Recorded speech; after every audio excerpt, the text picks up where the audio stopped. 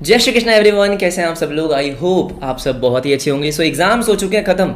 Sir अच्छा तो लग रहा है कि एटलीस्ट हमारे सितंबर 25 के जो एग्ज़ाम्स हैं वो ख़त्म हो चुके हैं, लेकिन आई नो कि जैसे एक्सपेक्ट किए थे सर वैसे एग्ज़ाम्स हमारे नहीं गए हैं। अभी बहुत डाउट है कि क्या होगा रिजल्ट में, कैसे हमारी चेकिंग होने वाली है। स्पेशली आई वुड से अकाउंट्स एंड मैथमेटिक्स, एक दो पेपर ऐसे गए जो थोड़े से अनएक्सपेक्टेड पेपर्स थे, है ना। मतलब ऑनेस्टली मैंने भी नहीं सोचा था कि अकाउंट्स का पेपर ऐसा आएगा। लेंदी तो था ही, आई थिंक लेंदी था, ये तो कोई मना नहीं कर सकता, बट क्या पेपर डिफिकल्ट था, ये एक डिबेट वाला टॉपिक है जिसके हम डिस्कशन करने वाले हैं कि क्या ऐसा पेपर था कि हो ही नहीं सकता था, कि भाई मैं 80-90 मार्क्स का भी अटैम्प्ट नहीं कर सकता। मैं मानता हूँ कि 100 मार्क्स का अटैम्प्ट करना ये पेपर मुश्किल था, दो बहुत सारे बच्चे कर आए हैं, मेरे पास मैसेज आया, लेकिन 100 मार्क्स का ये पेपर अटैम्प्ट करना है वो डिफिकल्ट टास्क। बट क्या 80-90 मार्क्स का अटैम्प्ट हो सकता था? क्या 80-90 मार्क्स का पेपर ऐसा था जो सॉल्व हो सकता था, क्योंकि नए क्वेश्चन थे। अकाउंट्स के मेनली यहाँ पे बात करने के लिए है कि भैया क्या लर्निंग्स है जो आपका सितंबर 25 का जितने भी अब चारों एग्जाम्स हुए हैं, जैन 26 और मई 26 वाले बच्चों को क्या सीखना चाहिए। एक पैटर्न चलता हुआ है न्यू सिलेबस में। न्यू सिलेबस में एक पैटर्न क्या चल रहा है कि भैया अब सीए फाउंडेशन वैसा सीए फाउंडेशन नहीं है कि इनकेस आपने एक महीना पढ़ाई की और आपने निकाल दिया कि 11-12 का सिलेबस है सर, 11-12 पढ़ रखा ये हो जाएगा। अगर आप अकाउंट्स का पेपर उठा के देखोगे, आप किसी भी 12th वाले बच्चे को दोगे, नहीं होगा वो पेपर, राइट। तो ये डिस्कस करने वाले हैं। तो हमारा ये वीडियो क्या होगा, सबसे पहले हम एक बार क्वेश्चन पेपर देखते हैं कि क्वेश्चन पेपर में एक्चुअली में था क्या, ठीक है। उसके बाद मैं अपनी अराउंड 6 to 7 लर्निंग्स लिख कर आया हूँ कि क्या सीखना चाहिए हमको सितंबर 25 के अटेम्प्ट से, उसकी डिस्कशन करेंगे। तो वीडियो को बहुत ध्यान से देखना। सबसे पहले हाँ जी, अगर क्वेश्चन पेपर की बात करते हैं तो आपका जो क्वेश्चन नंबर 1 था, कंपल्सरी क्वेश्चन, आई थिंक यहाँ पे सब बच्चे मुझसे एग्री करेंगे सर कि ट्रू फॉल्स ऐसा एक भी नहीं था जो ट्रिकी था। जिन बच्चों ने ट्रू फॉल्स का वीडियो देखा होगा, आई थिंक 3 घंटे के आसपास का वीडियो था, ठीक है, 3-4 घंटे का, वही ट्रू फॉल्स थे। तो एज एक्सपेक्टेड ट्रू फॉल्स में कोई दिक्कत नहीं थी। ये जितने भी ट्रू फॉल्स आए थे वो सारे के सारे आपके बनने चाहिए थे। तो अगर ये आपका 12 मार्क्स का आ रहा है तो मान लेते हैं, हाँ मैं मान के चलता हूँ कि आपने पूरे के पूरे अटेम्प्ट किए होंगे, आपने रीजंस भी लिखे होंगे। मैं मान लेता हूँ कम से कम आपके इसमें 10 मार्क्स तो कम से कम आने चाहिए, 12 के 12 भी आ सकते हैं, लेकिन मैं मानता हूँ कि 10 मार्क्स यहाँ पे सब बच्चों के आने चाहिए जिन्होंने ट्रू फॉल्स की प्रिपरेशन अच्छे से करी थी, ठीक है, नो प्रॉब्लम। इसके बाद बात आती है सर एक पार्ट नंबर बी की, जनरली एक्सेप्टेड वैल्यूएशन प्रिंसिपल्स। अब यहाँ पे बहुत सारे बच्चे बोल रहे हैं सर हमने ये कवर नहीं किया, वो नहीं किया। मैं आपसे एक रिक्वेस्ट करता हूँ, मेरी एक थ्योरी की वीडियो है जो मैंने एग्जाम से पहले करवाई थी, है ना, आई थिंक अगेन 3 से 4 घंटे की वीडियो है, उसमें ये क्वेश्चन पूरा का पूरा डिस्कस हुआ है।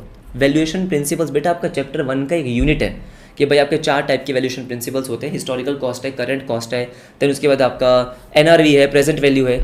तो 4 ही होते हैं, आपको 4 ही लिख के आने थे, आपने उसको 2-2 3-3 वर्ड्स 2-3 लाइन में एक्सप्लेन करना था, एक एग्जांपल आपको देना था। आई एम श्योर जिन बच्चों ने थ्योरी मुझसे पढ़ी थी, कहीं से भी पढ़ी थी, अगर ये कवर किया था तो आप ये 4 मार्क्स का क्वेश्चन अटेम्प्ट करके आए होगे, है ना, ठीक है। तो मान के चलते हो अगर आपने अटेम्प्ट किया और वो 4 आपने नाम भी लिख दिए हैं, थोड़ा बहुत एक्सप्लेन कर दिया, तो आपको यहाँ पे 3 मार्क्स कम से कम मिलेंगे अगर आपने अच्छे से किया होगा। देन अगेन एक क्वेश्चन है आपका सब्सिडी बुक का। तो सब्सिडी बुक में ऐसा कुछ ट्रिकी पार्ट नहीं था, आप जैसे आपकी बुक में होता है वैसे ही था। यहाँ पे फ्रेट चार्जेस की जगह आपके पैकिंग चार्जेस थे, तो उसके अलावा आई थिंक और कुछ तो था नहीं। बाकी ये क्वेश्चन मेरे हिसाब से आपका होना चाहिए। तो अगर मैं इसमें मान के चलता हूँ तो इसमें आपको पूरे मार्क्स मिलने चाहिए। आपने फॉर्मेट प्रिपेयर किया होगा, बाकी सब हो गया, है ना। 2-3 यहाँ पे थी ट्रांजेक्शन की जो रिकॉर्ड नहीं होनी थी, उसका आपने नोट डाला होगा। जैसे आपने फर्नीचर परचेज करा वो हम यहाँ पे रिकॉर्ड नहीं करेंगे, आपने कैश में परचेज करा वो हम यहाँ पे रिकॉर्ड नहीं करेंगे, बाकी सब इस क्वेश्चन में कुछ नहीं था। तो थैंकफुली, है ना, कि क्वेश्चन 1 में कोई दिक्कत नहीं थी, जो कंपलसरी क्वेश्चन था। अगर 20 मार्क का क्वेश्चन है तो मेरे हिसाब से यहाँ पे सारे बच्चे जो वीडियो देख रहे हैं, आई वुड से कि सब बच्चे एक्सपेक्ट कर रहे होंगे कि भाई 15+ तो इसमें आने चाहिए, आना चाहिए ना। हाँ जी बिल्कुल सही। तो ये अच्छा हो गया, लेकिन कहानी इसके बाद स्टार्ट होती है। कहानी ये स्टार्ट होती है कि सर बाकी के जो 5 क्वेश्चन थे उनका क्या। सबसे पहले और सबसे इंपॉर्टेंट चीज़ ये है कि आपने सीक्वेंस क्या अटेम्प्ट किया है क्वेश्चन का। वीडियो हमने डाली थी कि आपको क्या सीक्वेंस रखना चाहिए, कि भाई क्वेश्चन 1, क्वेश्चन 6 ये क्वेश्चन आपके पहले होने चाहिए। और ये सच बात है कि जिन बच्चों ने क्वेश्चन नंबर 6 अटेम्प्ट किया पहले, राइट, स्टार्टिंग के 15 मिनट्स में आपने क्वेश्चन रीड करे होंगे, और क्वेश्चन नंबर 6 एक्सपेक्टेड क्वेश्चन था, लेकिन हाँ उसमें एक पार्ट थ्योरी की जगह प्रैक्टिकली था। तो थ्योरी बेसिकली जैसे आपकी अराउंड 2 क्वेश्चन आपके थ्योरी के आते थे, 9 मार्क्स का आपका प्योर थ्योरी आती थी, इस बार सिर्फ 4 मार्क्स की आई है। लेकिन जो थ्योरी का प्रैक्टिकल क्वेश्चन भी था वो भी आसान क्वेश्चन था। तो क्वेश्चन नंबर 6 की अगर मैं बात करता हूँ तो ये शेयर्स का क्वेश्चन था। हाँ, to be very honest shares का क्वेश्चन जो था वो लेंदी बोल सकते हैं हम। क्यों? क्योंकि ऑब्वियसली बात है इसमें आपको कैश बुक भी प्रिपेयर करनी थी। और अगर जब कैश बुक की बात आती है तो आई होप यहाँ पे सब बच्चों को पता होगा, कैश बुक का मतलब ये है कि आपको जो बैंक वाली ट्रांजेक्शन्स हैं वो जर्नल एंट्री में ना रिकॉर्ड करके आपको कैश बुक में रिकॉर्ड करनी होती है। जिन बच्चों ने कैश बुक में भी रिकॉर्ड कर दी और जर्नल एंट्री में डाल दिया, मेरे हिसाब से उनके मार्क्स डिडक्ट नहीं होने चाहिए। लेकिन हाँ सर, होता यह है कि अगर मैं कैश बुक बना रहा हूँ तो कैश और बैंक की ट्रांजेक्शन आपकी कैश बुक में जाएगी और बाकी ट्रांजेक्शन आपकी आएगी जर्नल में। यहाँ पे एक बात ये थी कि यहाँ पे आपके 2 शेयर होल्डर्स थे, ठीक है। थोड़ा लेंदी क्वेश्चन जरूर था कि एक तो आपका ओवर सब्सक्रिप्शन हो गया, लेकिन मैं ऐसा बिल्कुल नहीं बोल सकता हूँ दोस्तों कि ये क्वेश्चन मुश्किल था। इसमें ऐसा कोई बहुत ट्रिकी पार्ट नहीं था सर, इसमें आपका प्रीमियम था, सब कुछ था, एग्री, लेकिन ये तो हमारे कॉन्सेप्ट में है, हमने कॉन्सेप्ट में कवर किया है कि प्रीमियम होता है, प्रीमियम नहीं मिलता तो फोरफीचर किस तरीके से होता है, प्रीमियम मिलता है तो फोरफीचर किस तरीके से होता है, तो वो सब कवर था। ऐसा इसमें कुछ नहीं था जो बिल्कुल आउट ऑफ बॉक्स आ गया हो कि भैया ये क्वेश्चन तो आपने कभी किया ही नहीं है। ऐसे क्वेश्चन की प्रैक्टिस कर रखी है ना, तो ऐसी कोई दिक्कत नहीं थी इस क्वेश्चन में। आपके 2 शेयर होल्डर्स थे, एक का फोरफीचर आपका पहले ही हो गया था, मतलब फर्स्ट कॉल के बाद आपने शेयर को फोरफीट कर लिया था। उसके बाद आपका ये था कि आपने सेकंड और फाइनल कॉल मंगवाई थी, ठीक है। फिर उसके शेयर्स आपने फोरफीट करे, फिर आपने शेयर्स को रीशू करे, सारे शेयर्स आपने रीशू नहीं करे, तो वो वर्किंग आपकी बनेगी कि इस शेयर होल्डर का कैपिटल रिजर्व कितना आएगा, इस शेयर होल्डर कितना आएगा, तो ये हमने कर रखा है। आप शेयर्स का वन शॉट जाके भी देख सकते हो, लेकिन हमने डिटेल में तो सब कुछ कवर कर रखा है, तो इसकी कोई दिक्कत नहीं थी मेरे हिसाब से। जिन बच्चों ने पहले क्वेश्चन नंबर 1 किया या क्वेश्चन नंबर 6 किया, ठीक है, तो ये 2 क्वेश्चंस ऐसे थे जो आपके अराउंड 20-40 मार्क्स के, जो आपके पहले 1 घंटे में अगर हो गए तो आपको कॉन्फिडेंस आया होगा। दिक्कत हुई होगी उन बच्चों को जिन्होंने क्वेश्चन 1 के बाद क्वेश्चन 2 अटेम्प्ट किया या क्वेश्चन 3 या 4 या 5 अटेम्प्ट किया, राइट। दिक्कत वहाँ क्वेश्चन नंबर 5 भी आई वुड से कि इतना मुश्किल क्वेश्चन नहीं था, लेकिन डिस्कस करेंगे, आराम से डिस्कस करेंगे। तो ये जो क्वेश्चन नंबर 6 था, I would say definitely as compare to previous attempts, definitely ये क्वेश्चन थोड़ा सा एक लेवल ऊपर था, क्योंकि जनरली अगर आप पिछले 4-5 अटेम्प्ट के देखोगे तो over subscription, premium, forfeiture, reissue, ये चारों आपको शायद से कुछ मेरे ख्याल से नहीं दिखेंगे आपको। कि पिछले 4 अटेम्प्ट्स में अगर मैं देखता हूँ जून 24, सितंबर 24, जैन 25, है ना, मई 25, उसमें आपको नहीं दिखेगा। लेकिन ऐसा कुछ बहुत ज़्यादा ट्रिकी क्वेश्चन नहीं था, वर्किंग्स इसमें ज़्यादा है, एंट्रीज आपको करनी होगी, टाइम टेकिंग है। लेकिन अगर 15 मार्क का क्वेश्चन दोस्त आपको दे रहे हैं और अगर आप इसको 20 मिनट में भी कर रहे हो तो कोई दिक्कत वाली बात ऐसी है नहीं। उसके बाद है कि इन्वेंट्री का क्वेश्चन आया, डेफिनेटली आई वुड से कि इन्वेंट्री का क्वेश्चन जो था उसमें भी इन्होंने एक थोड़ा सा एडिशन कर दिया। क्वेश्चन आपका बुक का क्वेश्चन है, ये जो आपका क्वेश्चन है ये आपके बुक का क्वेश्चन है, ठीक है। इनफैक्ट ये सेम चीज़ आपकी बुक में भी है, ऑलराइट, और ये पहली एडजस्टमेंट भी आपकी बुक की है। तो यहां तक अगर मैं क्वेश्चन देखता हूं तो एज इट इज बुक का क्वेश्चन है, लेकिन इन्होंने एक एडजस्टमेंट और ऐड कर दी। इसका मतलब ये है कि भैया ऐसा है कि as it is same question नहीं दिया, लेकिन ये एडजस्टमेंट भी बुक की है, बस 2 क्वेश्चन को मिक्स कर दिया। आपका जो सेल और रिटर्न बेसिक क्वेश्चन है वो भी थोड़ा सा इन्होंने ऐड कर दिया, लेकिन आई वुड से कि बहुत ट्रिकी नहीं था। जिन बच्चों ने इन्वेंट्री के सारे क्वेश्चंस करे हैं वो कर सकता है। मुझे लगता है कि 5 मार्क्स के लिए थोड़ा सा शायद से आपको लेंदी लगाओ, बट आई थिंक 5 मार्क्स के लिए ठीक क्वेश्चन था। तो अगर ये 20 मार्क का क्वेश्चन है और आप 20 मार्क के क्वेश्चन को 30-35 मिनट्स में कर रहे हो तो इट्स ओके, चलेगा, कोई दिक्कत वाली बात ऐसी है नहीं, ठीक है। तो आपने क्वेश्चन नंबर 1 किया, उसके बाद आपने क्वेश्चन नंबर 6 किया। अगर ये करा है आपने, अटेम्प्ट करा सीक्वेंस, तो 40 मार्क्स का जो आपका पेपर था वो ठीक ठाक हो जाना चाहिए था। कहानी इसके बाद शुरू हुई। मैं आऊँगा क्वेश्चन नंबर 5 पे, ठीक है। अगर हम क्वेश्चन नंबर 5 को देखते हैं, yes this was your question number 5। तो हमारा सीक्वेंस हमने इस तरीके से डिसाइड किया था कि भाई आप वो क्वेश्चंस को जल्दी अटेम्प्ट करना जिनमें जर्नल एंट्रीज है, जिनमें profit and loss balance sheet है, उनको बात के लिए रखना, है ना। तो ऐसा आपका क्वेश्चन नंबर 1 हो गया, देन आपका क्वेश्चन नंबर 6 हो गया, देन आता है क्वेश्चन नंबर 5। ये सीक्वेंस हमने डिसाइड किया था। अब क्वेश्चन नंबर 5 में आपका बीआरएस आता है, और बीआरएस को देख के डेफिनेटली आपने सोचा होगा कि चलो बीआरएस आ गया क्वेश्चन 5 में कंपनी अकाउंट्स के साथ, which is a great combination. But DRS में मुझे लगता है कि कुछ दिक्कत हो गई। ऑनेस्टली मुझे लगता है कि ये क्वेश्चन थोड़ा सा फ्रेम्ड गलत हुआ है, क्योंकि 5 मार्क का क्वेश्चन ये नहीं बनता था। मैं आपको समझा देता हूं कि ऐसा मैं क्यों बोल रहा हूं। 5 मार्क्स में आपसे पूछता गया कि आपको बीआरएस प्रिपेयर करना है, ठीक है। यहां पे लिखा है after amending the cash book, और जब आपको अमेंडिंग द कैश बुक बोला होता है तो आपके पास कैश बुक का स्टार्टिंग बैलेंस होना चाहिए। यहाँ पे पासबुक का स्टार्टिंग बैलेंस है, और यहीं पे बहुत सारे बच्चे परेशान हो गए, क्योंकि हमको ये भी कहीं ना कहीं काउंट करना होगा कि आप एग्जामिनेशन हॉल में बैठे हो, 3 घंटे आपके पास बहुत प्रेशर होता है, और जब कोई ऐसा क्वेश्चन आ जाए तो बहुत टाइम वेस्ट होता है सोचने में।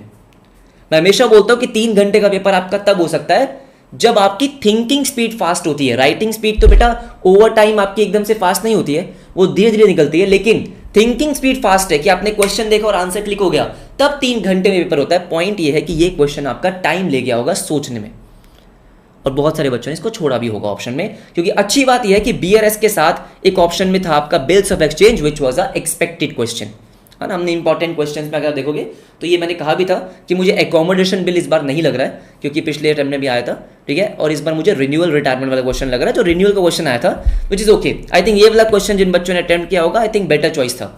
5 मार्क्स के लिए BRS है। मैं ऐसा क्यों बोल रहा हूँ, एक तो बेटा इनमें नो एडजस्टमेंट, 5 मार्क्स के BRS में नो एडजस्टमेंट, इट्स ओके, कोई दिक्कत नहीं है, लेकिन आपको बोला गया अमेंडिंग द कैश बुक। अब बात ये है, इसको करने के 2 तरीके। बहुत सारे बच्चों ने क्या किया होगा कि भाई कैश बुक तो हम बना नहीं सकते, हाँ जी, तो आपने BRS नॉर्मली बना दिया, पासबुक का बैलेंस आपने लिया, स्टार्टिंग बैलेंस, और पूरे के पूरे आपने कर लिए। हाँ, जो डिफरेंसेस थे वो इतने ट्रिकी नहीं थे, हाँ वो आपके कहीं ना कहीं बुक वाले थे, तो ये 9 के 9 आपने कर दिया, और आपका स्टार्टिंग में पासबुक का बैलेंस था, एंड में आपका कैश बुक का बैलेंस आ गया।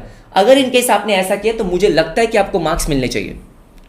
लेकिन टेक्निकली ये क्वेश्चन और किस तरीके से हो सकता था कि आप पहले ये बनाओ BRS, ठीक है, कैश बुक का बैलेंस निकालो, फिर उसके बाद बनाओ एडजस्टेड कैश बुक, फिर बनाओ BRS, जो मुझे लगता है कि टेक्निकली पॉसिबल नहीं है। आप अगर ये क्वेश्चन 5 मार्क्स में दे रहे हो तो फिर आप कैश बुक कैसे पूछ सकते हो इसमें, हाँ जी। तो मुझे लगता है कहीं ना कहीं डेफिनेटली जब इसके सजेस्टेड आंसर्स आएंगे उसमें मुझे लगता है कि अगर आपने नॉर्मली BRS वाला क्वेश्चन किया होगा तो उसके मार्क्स आपको मिलने चाहिए। लेकिन जिन बच्चों ने बिल्स ऑफ एक्सचेंज किया, तो मेरे ख्याल से बिल्स ऑफ एक्सचेंज में ऐसा कुछ नहीं था जो बुक से अलग था, है ना, तो ये आपका क्वेश्चन डेफिनेटली हो गया होगा। लेकिन इसके बाद एक क्वेश्चन है आपका अगेन 5 मार्क्स का, विच इज आपका मैन्युफैक्चरिंग, अगेन आपकी बुक का क्वेश्चन था। बुक का क्वेश्चन हमने ऐसे कर रखा है, हाँ जी कर रखा है, ठीक है, तो इसमें भी मेरे हिसाब से आपको कोई ज्यादा प्रॉब्लम हुई नहीं होगी। यहां तक ठीक है, यहां तक ठीक है। देन आपका आया part number C, which is आपका रिडेम्पशन ऑफ प्रेफरेंस शेयर्स। तो यही हमने जो पेपर पैटर्न हम डिस्कस किया था, तो हमने वहीं पे डिस्कस किया था कि क्वेश्चन नंबर 5 में आपका 10 मार्क्स का कंपनी अकाउंट्स बनता है, या तो रिडेम्पशन ऑफ डिबेंचर से बनेगा या रिडेम्पशन ऑफ प्रेफरेंस शेयर से बनेगा। ये हमारा डिस्कशन भी हुआ था। जब रिडेम्पशन ऑफ प्रेफरेंस शेयर से क्वेश्चन आया तो क्या ये क्वेश्चन बहुत आसान क्वेश्चन था? आई वुड से कि मॉडरेट क्वेश्चन था। डिफिकल्ट मैं इसको नहीं बोल सकता हूं, मैं आपको बताऊंगा क्यों। बहुत सारे बच्चों को क्वेश्चन डिफिकल्ट लगा होगा, लेकिन मैं आपको बताता हूं कि डिफिकल्ट क्यों नहीं बोलूंगा मैं। इजी नहीं है क्वेश्चन, डेफिनेटली इजी नहीं है। तो मेरी बात सुनेंगे ध्यान से। अगर आपने इस क्वेश्चन को देखा तो एक तो यहां पे आपको ऑथराइज कैपिटल दी है ना, ये ऑथराइज कैपिटल होगी, ठीक है। उसके बाद आपको दिया पेड अप कैपिटल। तो हमारे लिए ऑथराइज कैपिटल किसी काम की नहीं है, हाँ जी बिल्कुल सही। हमारे लिए जो पेड अप कैपिटल है वो काम की है, करेक्ट है, हाँ जी करेक्ट है, ये हमारी पेड अप कैपिटल है। अब बहुत सारे बच्चे ऑथराइज कैपिटल से क्वेश्चन कर आ गए, तो बेटा ये आपकी सिली मिस्टेक है, ठीक है। आप ये नहीं बोल सकते कि क्वेश्चन कंफ्यूजिंग था, आपको साफ साफ पेड अप कैपिटल गिवन है। इसके बाद आपको बोला कि बैलेंस इन अकाउंट्स आपके पास security, premium, profit and loss, general reserve है, ठीक है। नाउ इसके बाद एक लाइन दे रखी है जो बच्चे बोल रहे हैं कि कंफ्यूजिंग लाइन थी। The company has investments of face value 40,000 carried in the books at a cost of 45। अब ये कंपनी अकाउंट्स के क्वेश्चन में ये लाइन डेफिनेटली नहीं है, लेकिन एनपीओ के क्वेश्चन में है।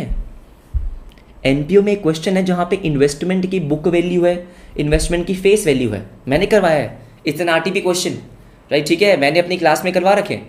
वैसा ही कहीं ना कहीं एडजस्टमेंट था। तो इसका मतलब क्या है कि भैया आप अगर ये सोच रहे थे कि as it is same question आ जाएगा, जो कि प्रीवियस अटेम्प्ट्स में आए भी हैं, लेकिन यहां पे ऐसा कुछ नहीं होगा कि बिल्कुल बुक के बाहर से आ गया। ये एडजस्टमेंट जो है आपको दे रखी है कि फेस वैल्यू आपकी 40 है, कॉस्ट आपकी 45 है। बेटा एनपीओ का एक क्वेश्चन है जिसमें एडजस्टमेंट है। तो जिन बच्चों ने वो एनपीओ का क्वेश्चन किया उनके लिए ये एडजस्टमेंट डेफिनेटली मुश्किल नहीं थी।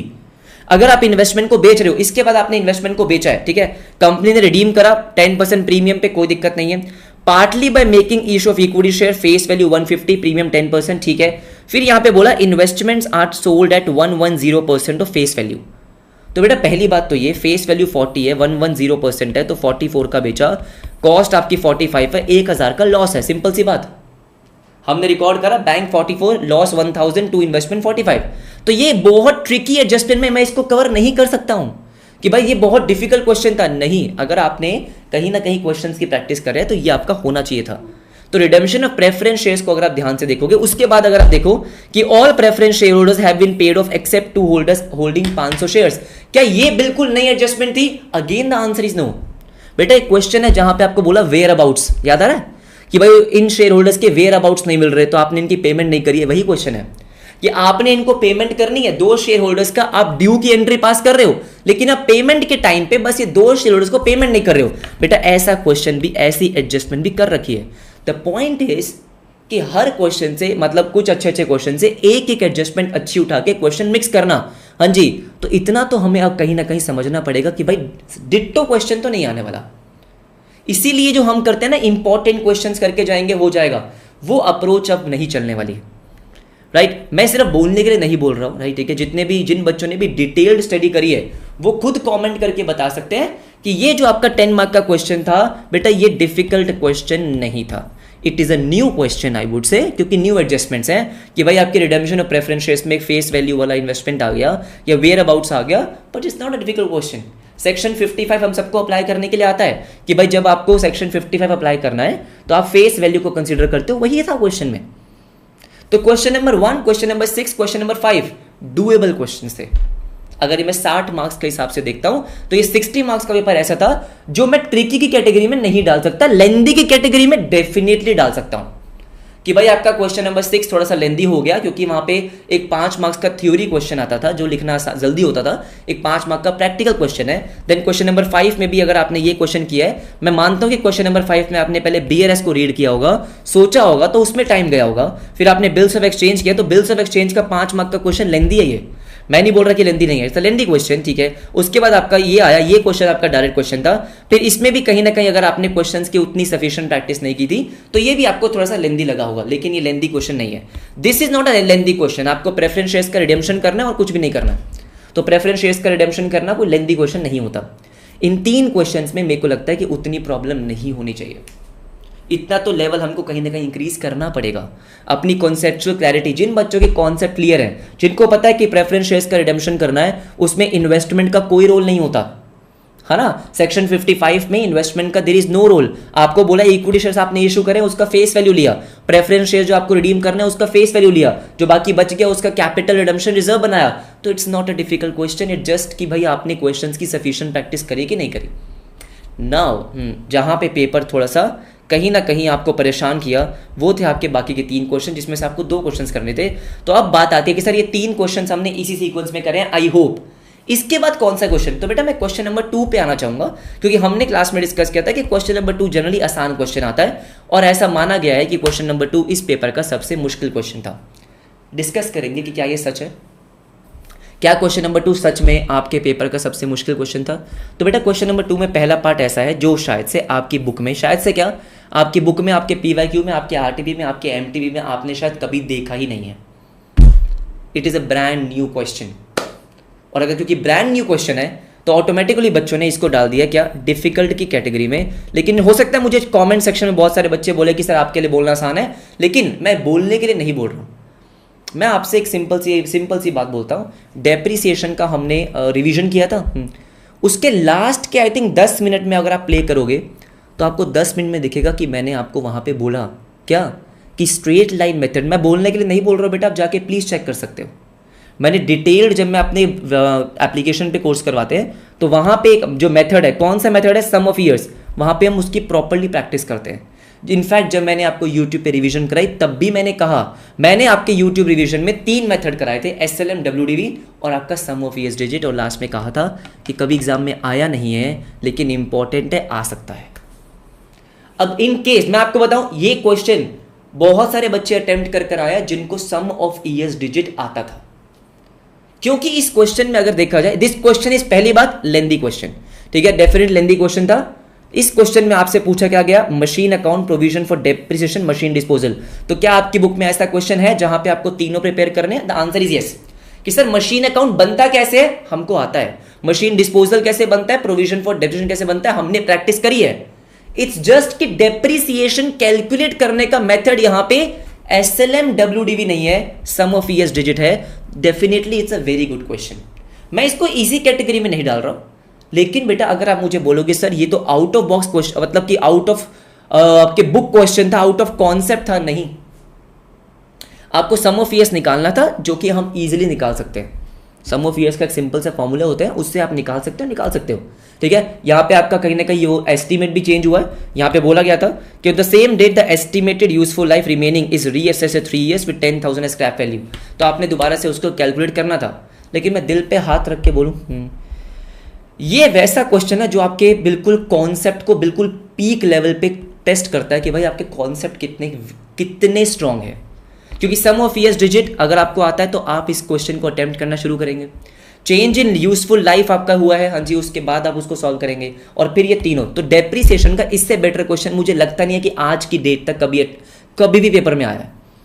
ईजी नहीं था, बिल्कुल ईजी नहीं था। लेकिन बात यह है, अगर हमने सेलेक्टिव स्टडी करी है, तो मैं इसको डालूंगा बेटा कि it is a difficult question.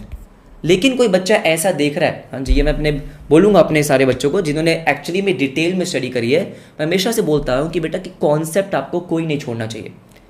Problem पता है क्या, प्रॉब्लम ये है कि हम क्या कर रहे हैं, हम कर ये रहे हैं कि भाई जो भी आपका जो क्वेश्चन जिस कॉन्सेप्ट से बन रहा है उस क्वेश्चन की प्रैक्टिस करते हैं, वहीं पे हम फंस रहे हैं। इस बार अकाउंट्स में फंसे, अगली बार फंसेंगे नहीं फंसेंगे नहीं पता, ठीक है। अगली बार हो सकता है पेपर बहुत ईजी आ जाए, जो पिछले पैटर्न पे बन रहा था वैसा पैटर्न बने, लेकिन पॉइंट ये है कि कभी भी अब दोबारा अटेम्प्ट में ऐसा पेपर आएगा, बिल्कुल आएगा, तो आपको रेडी रहना पड़ेगा।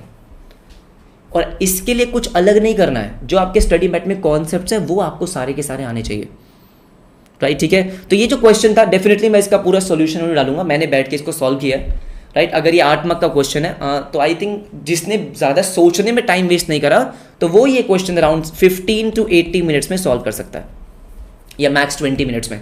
तो डेफिनेटली बहुत लेंदी क्वेश्चन है, मैं ये नहीं बोल रहा कि ये क्वेश्चन लेंदी नहीं है, बट मैं इसको डिफिकल्ट की कैटेगरी में डालना मेरा मन ही नहीं कर रहा, क्योंकि इसमें ऐसा कुछ है कि मैं चाहता हूँ कि भैया जिन बच्चों ने कॉन्सेप्ट्स पढ़े हैं वो बोले कॉमेंट सेक्शन में कि ये क्वेश्चन हमारा हुआ है, हम कर आए हैं, मैं देखना चाहता हूँ कॉमेंट्स में, ठीक है। तो this question definitely a very good question. मेरे हिसाब से जो ये वाला पार्ट नंबर बी था, हाँ, मेरे हिसाब से पार्ट नंबर ए से ज्यादा मॉडरेट लेवल का, मॉडरेट टू डिफिकल्ट लेवल का क्वेश्चन ये था। ये एक्सपेक्टेड क्वेश्चन नहीं था कि आप रेक्टिफिकेशन जर्नल एंट्रीज को बीच में डाल दोगे और आप 12 मार्क का क्वेश्चन पूछोगे। और डेफिनेटली इसमें कुछ एंट्रीज ऐसी हैं जिन्होंने आपको परेशान किया ही होगा। इसको मैं डिफिकल्ट की कैटेगरी में डालता हूं। क्यों डालता हूं डेफिनेटली हम बात करेंगे। तो यहां पे बात आती है एंट्रीज पास करनी है, ठीक है, सस्पेंस अकाउंट यूज करना है, हाँ। तो ये पूरा क्वेश्चन रेक्टिफिकेशन का नहीं है, इसमें ये है कि आपको कुछ सिंपल एंट्रीज पास करनी है।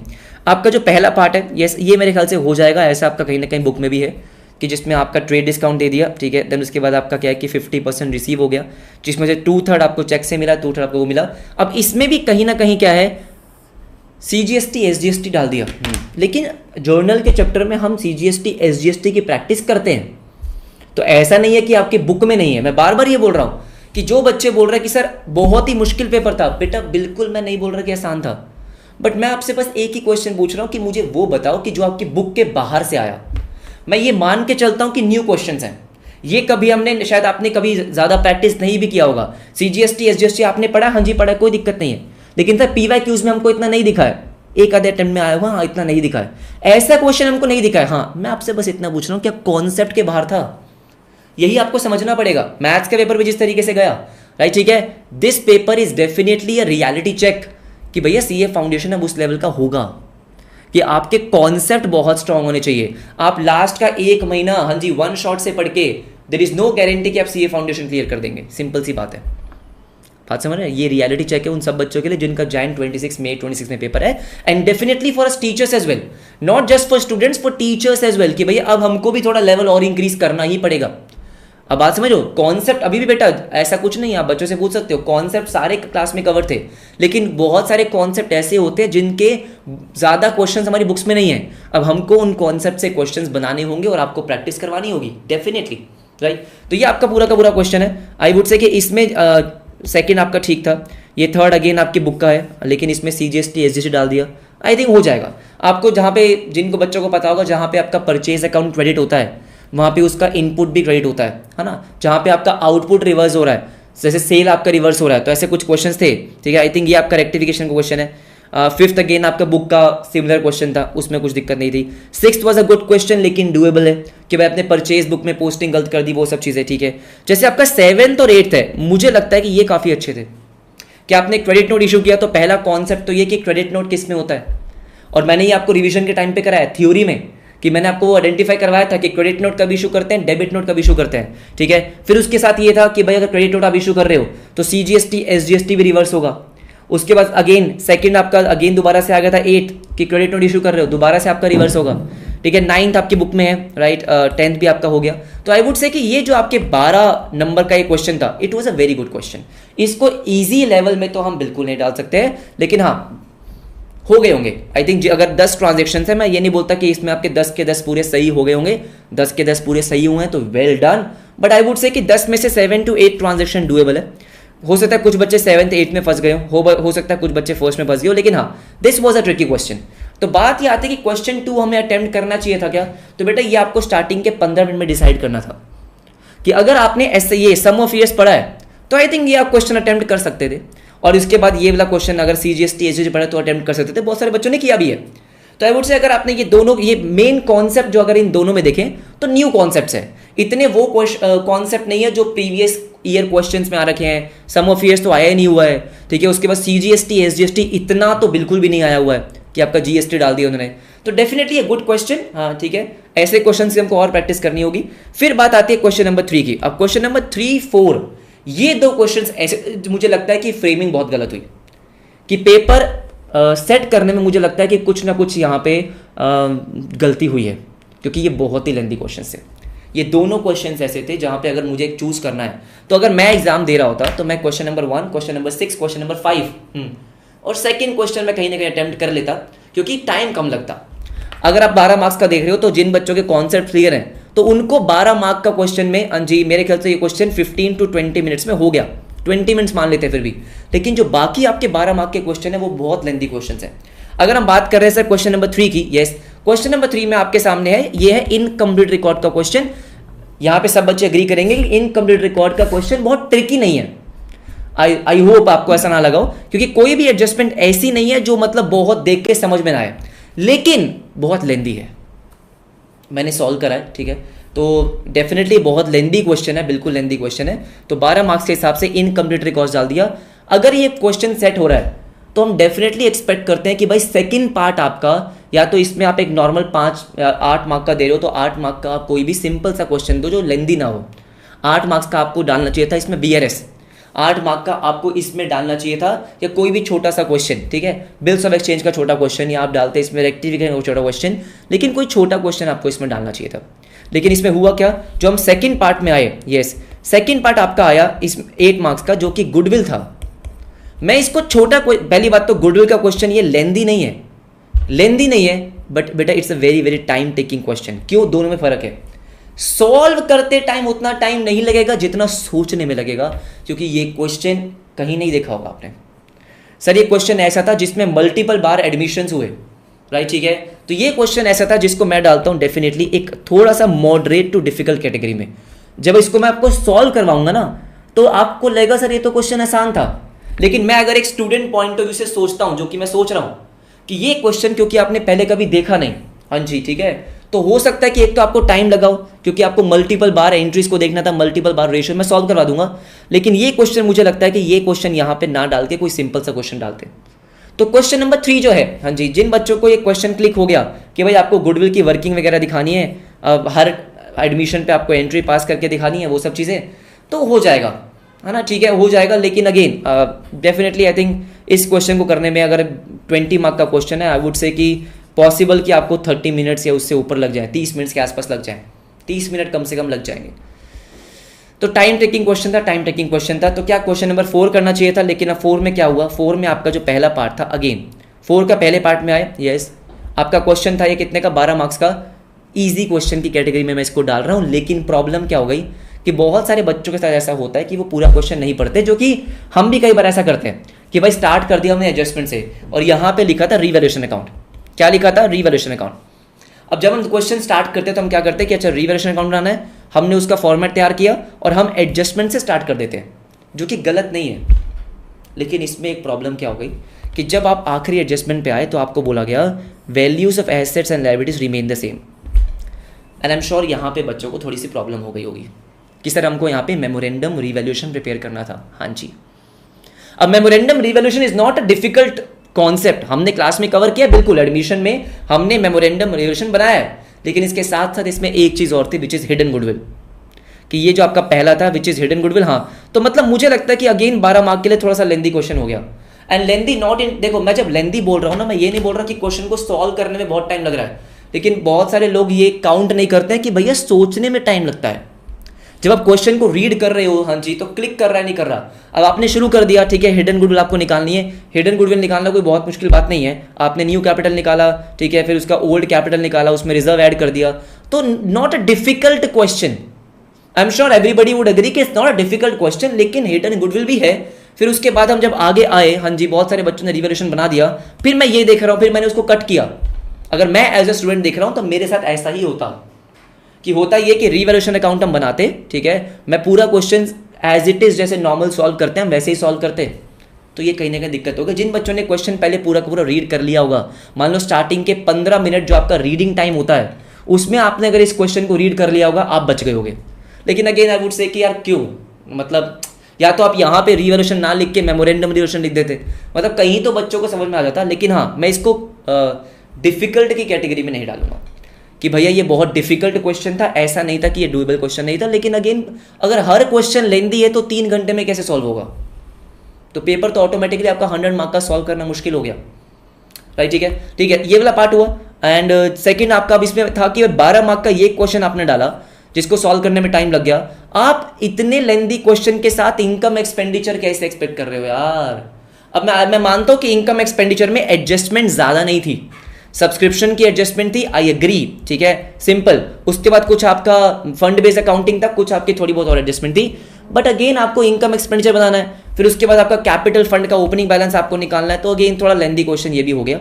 लेकिन अब मैं आपसे एक सिंपल सी बात पूछना चाहता हूं, दिल पे हाथ रख के आपको बोलना है, ये जो 5 क्वेश्चंस मैंने अभी डिस्कस करे हैं, इसमें कितना पार्ट ऐसा था जो सर बिल्कुल समझ के बाहर था। आप बात समझ रहे हो कि अगर कोई बच्चा ऐसा बोल रहा है कि सर ये इतना डिफिकल्ट पेपर था, बेटा मैं लेंदी तो एक्सेप्ट कर रहा हूं, लेकिन मैंने आपको 5 क्वेश्चन जो दिखाए, उन 5 क्वेश्चन में ऐसा क्या था, ये कैटेगरी में मानता हूं एक गुडविल का क्वेश्चन था जिसको थोड़ा सा क्लिक नहीं किया या कुछ भी है, ठीक है, लेकिन कुछ बच्चे करके आए होंगे। लेकिन ठीक है, ये वाला मैं मानता हूं कि कुछ कुछ था। मैं कह रहा हूं कि अगर हमने ये 5 क्वेश्चन अटेम्प्ट करें, 5 क्वेश्चन 100 मार्क्स के, मैं आपको इतना बोलना चाहूंगा कि 80+ मार्क्स का पेपर ऐसा था जो मैं बोलूंगा कि डिफिकल्ट की कैटेगरी में नहीं था। इजी नहीं था तो डिफिकल्ट तो नहीं था, मॉडरेट मैं आपके लिए एक्सेप्ट करूंगा कि मॉडरेट पेपर था। हो सकता है कुछ बच्चे मुझे कमेंट में बोले कि सर आप तो बोलने के लिए बोल रहे हो, लेकिन ये बात सच है। जिन बच्चों ने डिटेल स्टडी करी है, आप प्लीज मुझे कमेंट में बोलना कि भाई जस्ट बिकॉज क्योंकि आप सुनना चाहते हो कि सर प्लीज आप बोलो कि बहुत डिफिकल्ट पेपर था, मैं बोल रहा हूं कि पेपर सबका एज एक्सपेक्टेड नहीं हुआ होगा। जो आपने अकाउंट्स के पेपर से एक्सपेक्ट किया वो पेपर तो ये डेफिनेटली नहीं था। मेरे भी एक्सपेक्टेशन के बहुत ही ऊपर था ये क्वेश्चन पेपर, बट मैं कह रहा हूं कि कहीं ना कहीं आपको ये बात समझनी होगी। इसका मतलब कि यार अगर आपने प्रॉपर कॉन्सेप्चुअल क्लैरिटी के साथ पढ़ाई की होती तो शायद उतना खराब नहीं जाता या उतना डिफिकल्ट आपको नहीं लगता। कि अगर मान लो 5 क्वेश्चन से अटेम्प्ट नहीं हुए, 4 क्वेश्चन हुए, तो वो 4 क्वेश्चन आपके ठीक ठाक अटेम्प्ट होने चाहिए थे। Question number 1, question number 6, question number 5, उसके अलावा आपका जो भी बाकी का कुछ क्वेश्चन नंबर 2 करना चाहो या क्वेश्चन नंबर 3 करना चाहो, इन दोनों क्वेश्चन में से आपका एक क्वेश्चन तो और अटेम्प्ट होना चाहिए था जो कि ठीक ठाक नंबर का अटेम्प्ट होना चाहिए था। तो कोई बच्चा अगर मुझे आके ये बोलेगा सर मैं अकाउंट्स में पास ही नहीं हो रहा, बेटा मैं कैसे ये एक्सेप्ट कर लूँ कि आपने पढ़ाई की थी। आप खुद सोचो कि इस पेपर में अगर आप ये बोल रहे हो कि सर पास होना मुश्किल है, नहीं, मैं ये तो नहीं एक्सेप्ट कर सकता कि इसमें पास होना मुश्किल है। अगर आप क्वेश्चन नंबर 1 कर सकते हो जो कि होना चाहिए था, क्वेश्चन नंबर 6 आपका डेफिनेटली होना चाहिए था, 40 मार्क्स तो ये हो गए। उसके बाद मैं मानता हूँ चलो क्वेश्चन नंबर 2 आपने नहीं किया, छोड़ दिया। क्वेश्चन 3 में अगर मान लो एडमिशन का क्वेश्चन है, ठीक है, वो आपने किया, थोड़ा बहुत तो किया ना, राइट। क्वेश्चन उसके बाद आपका इनकम एक्सपेंडिचर है, तो इनकम एक्सपेंडिचर में भी कुछ ऐसा बहुत आपका ट्रिकी वाला पार्ट नहीं था। आपका एडमिशन का क्वेश्चन था या आपका, ठीक है, अब इसमें से फाइनल अकाउंट्स नहीं आया। अब फाइनल अकाउंट्स नहीं आया इसका मतलब आप प्रिडिक्शन पे नहीं जा सकते हो कि ये पेपर आएगा, ये ABC एनालिसिस है, वो सब आप नहीं कर सकते हो। लेकिन पॉइंट ये है यार, कहाँ ऐसा कहाँ फंस गया। हाँ जी, जो एक क्वेश्चन हमारा बचा विच वॉज आपका क्वेश्चन नंबर, हाँ जी 4, तो क्वेश्चन नंबर 4 हमने डिस्कस किया कि भाई ये हमारा हो गया, ठीक है, इनकम एक्सपेंडिचर हमारा हो गया, ठीक है।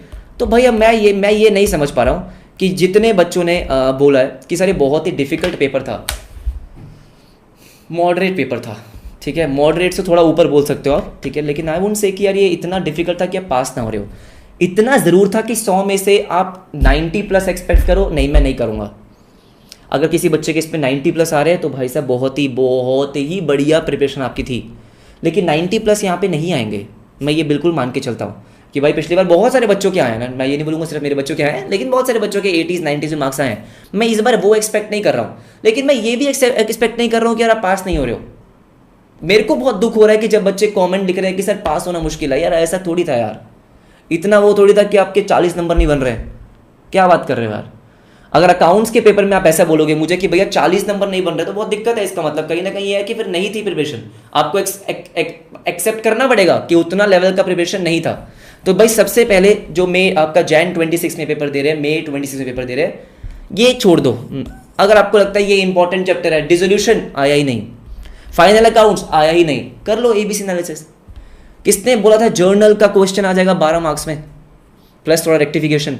मेन जर्नल का क्वेश्चन है वो, जर्नल ही मेन था, उसमें सीजीएसटी एसजीएसटी 12 मार्क का है। किसने सोचा था ये? इनकम्प्लीट रिकॉर्ड्स आ जाएगा इस बार, हाँ जी, छोटे छोटे क्वेश्चन आ रहे थे, इनकम्प्लीट रिकॉर्ड्स किसने सोचा था?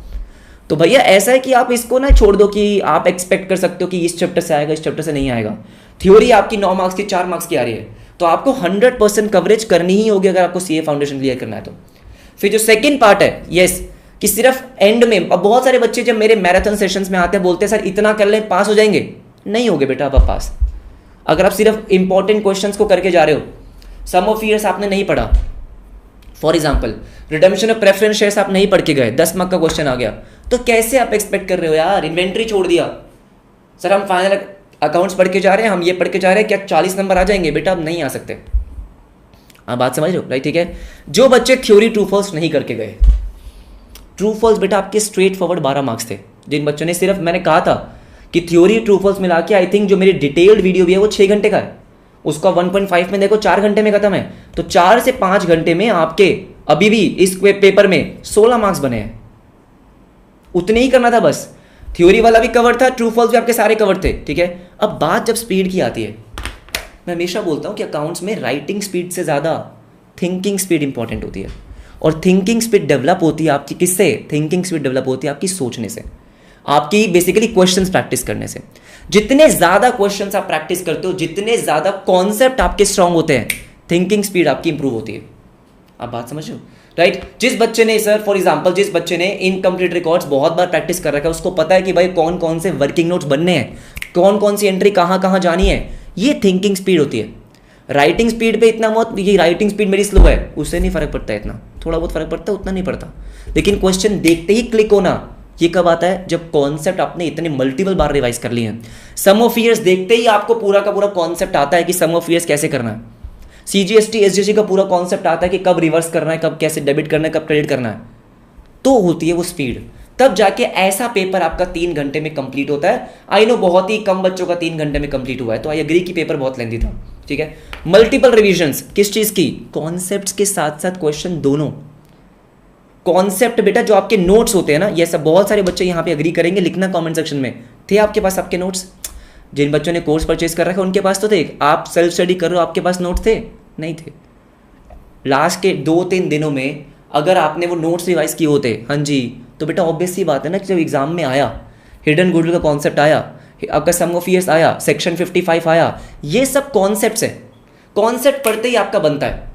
तो मल्टीपल रिविजन्स किससे? नोट्स होंगे तो बेटर रिवाइज होगा, ठीक है। वन शॉट आप भूल जाते हो कि रिवीजन पर्पस के लिए होते हैं। मैं आपसे बार बार रिक्वेस्ट कर रहा हूँ, जो बच्चे जैन 26 में, मई 26 पेपर दे रहे हैं, बेटा अब आपको अपना प्रिपरेशन का लेवल ऊपर करना पड़ेगा। आप सिर्फ ये नहीं कर सकते कि भाई मैंने ये 4-5 क्वेश्चंस कर लिए मेरा हो गया, नहीं। बुक में जितने कॉन्सेप्ट्स गिवन है वो कॉन्सेप्ट सारे के सारे आपके बनने चाहिए, वो सारे के सारे आपको आने चाहिए क्वेश्चंस के साथ साथ। अब बात समझ लो, ठीक है। हम भी अपना लेवल अप करेंगे, आपको भी अपना लेवल अप करना होगा, लेकिन सितंबर 25 वाज द रियलिटी चेक कि भैया अब फाउंडेशन को इज्जत चाहिए, ठीक है। अब जिन बच्चों का जैन 26 में पेपर है, आपके पास 3 महीने का टाइम है, डेट शीट आपके पास आ चुकी है। मुझे बताओ कमेंट सेक्शन में कि मुझसे क्या चाहिए। लेट्स से कि अगर आपकी अभी जैसे एग्जाम्स खत्म हुए हैं, यहाँ पे जितने बच्चे जैन 26 या मई 26 पेपर दे रहे हैं, इनकेस आपको चाहिए कि भैया सर एक फास्ट ट्रैक ले आओ, 3 महीने में आप करवा दो जैसे करवाते हो, डिटेल में सब कुछ पढ़ाओ 3 महीने में, बताना मुझे कमेंट सेक्शन में। इफ़ सारे टीचर्स का आपको एक अच्छा सा फास्ट ट्रैक बैच चाहिए कि सर फास्ट ट्रैक लेके आ जाओ, बहुत मज़ा आ जाएगा, तो वो हम ज़रूर करेंगे प्लान, ठीक है।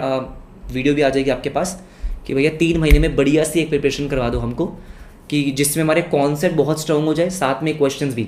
और जितने बच्चे सितंबर 25 वाले ये वीडियो देख रहे हैं, बताना मुझे कमेंट सेक्शन में अगर आपको मेरी कोई बात सही लगी है, कुछ बात आपको डिसएग्री करते हो किसी बात से, तो मुझे कमेंट सेक्शन में ज़रूर बताना। बाकी मिलते हैं आपसे नेक्स्ट क्लास में, बहुत सारी डिस्कशन करेंगे। Bye everybody, bye bye, take care.